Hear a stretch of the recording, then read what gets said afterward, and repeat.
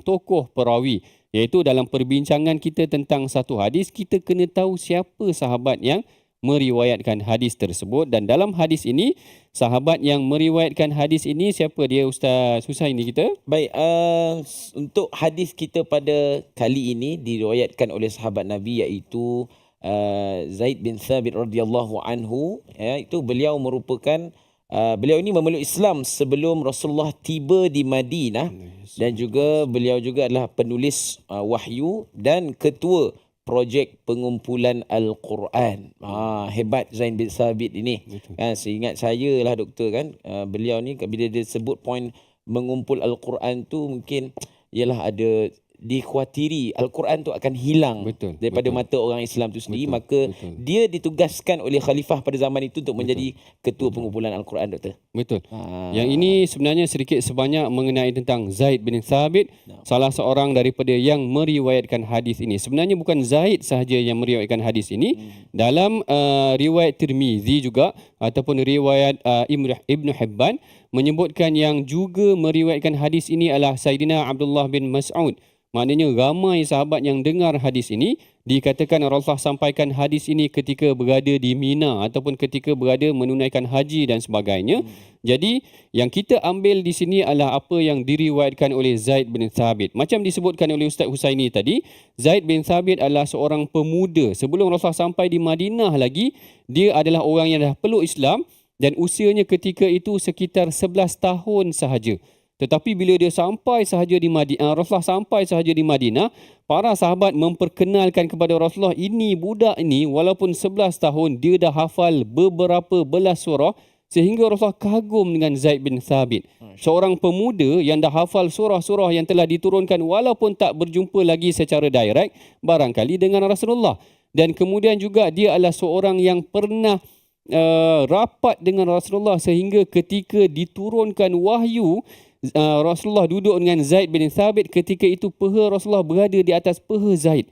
Lalu Rasulullah kata, Zaid kata, peha aku seakan-akan nak pecah ketika turunnya wahyu, membayangkan beratnya wahyu yang diturunkan ke atas Rasulullah sallallahu alaihi wasallam. Kan kita pernah dengar beberapa riwayat sampai Rasulullah berpeluh, sampai untanya menderum, terduduk kerana berat wahyu diturunkan. Ketika musim sejuk Rasulullah berpeluh. Zaid antara orang yang berpengalaman secara direct yang duduk dengan Rasulullah dalam keadaan yang sedemikian. Sebab tu kalau kita tengok kecerdasan Zaid ni bukan sahaja dari aspek cerdas menghafal ayat Al-Quran, dia mengira masa dengan ayat Quran. Dia mengira masa dengan ayat Quran. Ada masa. Mengira masa. Sebab ketika bulan puasa, sahabat tanya pada Rasulullah, Zaid, tadi kau sahur dengan Rasulullah. Bila Rasulullah berhenti sahur, sampailah masuk waktu azan tu, berapa lama? Waktu tu tak ada jam lagi. Dia bukan, dia tak boleh. 10 minit dia tak boleh nak tengok jam. Jadi dia kata, kira-kira khamsuna ayat. Dia kata lebih kurang 50 ayat. Maknanya anggaran dia tu pun berdasarkan ayat Quran. Seorang yang cerdas, dia boleh kira masa dengan ayat Al-Quran.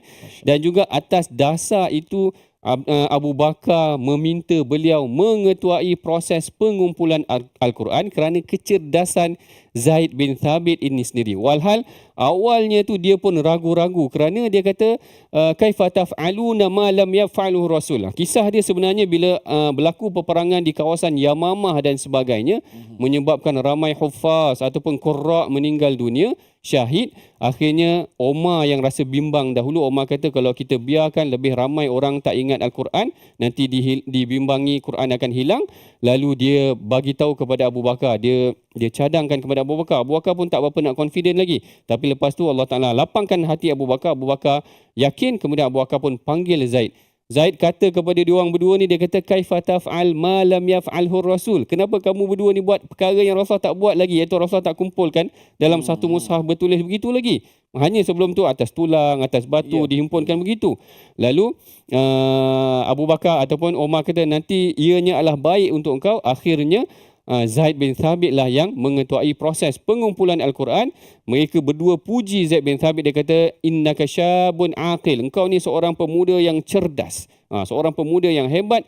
Itulah dia, Zaid bin Thabit. Sedikit sebanyak mengenai tentang tokoh perawi kita. Dan hasilnya tu kita dapat sampai sekarang. Masya Allah, betul. Hasilnya inilah yang kita, hasil daripada projek yang dihimpunkan oleh Zaid bin Thabit itu sendiri. Baik, ini mengenai tentang tokoh perawi. Kita sambung sedikit lagi mengenai tentang hadis yang kita bacakan tadi.